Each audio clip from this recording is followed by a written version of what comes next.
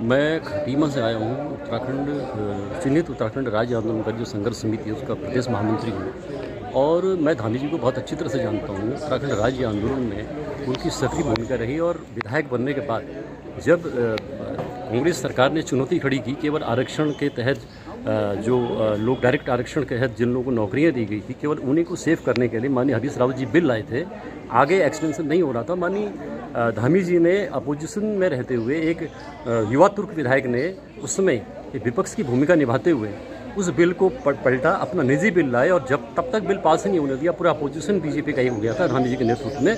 उसमें एक सामान्य विधायक थे और ये पूरा बिल विस्तृत रूप लेकर के राजभवन भेजा गया था। ये दबाव था धामी जी का और धामी जी इत्तेफाक रहा कि धामी जी जो जब सीएम बने तो उनको भी नहीं पता था सीएम बनेंगे, आम जनता को भी नहीं पता था, लेकिन धामी जी ने सीएम बनते ही जैसे ही वो सीएम बने हैं उन्होंने एक तो चिन्हीकरण के लिए डेट आगे बढ़ाई, उन्होंने पेंशन की वृद्धि की, उन्होंने जो पेंशन देनी थी उन लोगों को जो मृतक आश्रित हैं उसको उस जियो को भी किया और उन्होंने राजभवन से बिल वापस मंगाया।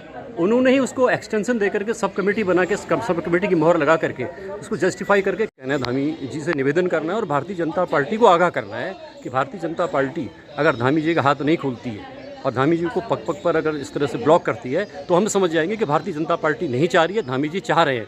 और यही हालात रहे तो निकाय चुनाव में और जो पार्लियामेंट के चुनाव में हम पूरी तरह से 12,000 आंदोलनकारी तो ये हैं, 1 लाख फाइलें और जमा हैं, ये सारे मैदान में उतरेंगे। और यहाँ भारतीय जनता पार्टी की जो स्ट्रैटेजी है जहाँ पर जो प्रमुख समस्याएं, ज्वलंत समस्याएं हैं हर वर्ग के उत्तराखंड के लोगों की, ये जिहाद की तरफ उत्तराखंड को ले जा रहे हैं। ये एक सब्जेक्ट हो सकता है लेकिन आज की टॉप प्रायोरिटी ये है कि जिन लोगों ने सेक्रीफाइस किया उनकी नौकरियाँ खतरे में हैं, 250 लोगों की नियुक्तियाँ नहीं हो पा रही हैं और जो लोग आगे जिनको आज कैलेंडर जारी हो रहा है, अगर कैलेंडर जारी हुआ उसके बाद आरक्षण हुआ तो उस दिए हुए आरक्षण का हम कोई सम्मान नहीं करेंगे, भारतीय जनता पार्टी के एफर्ट का सम्मान नहीं करेंगे। इसलिए अंतिम चेतावनी है कि कैलेंडर जारी करने से पहले ऑर्डिनेंस के तहत लोगों को इनकॉर्पोरेट किया जाए और विधानसभा से बिल पारित कर कानून का रूप दिया जाए। और अगर ऐसा नहीं होता है तो भारतीय जनता पार्टी को वक्त आने पर बहुत बड़ी चोट खानी पड़ेगी। धन्यवाद। ये मैं कहना चाहूँ।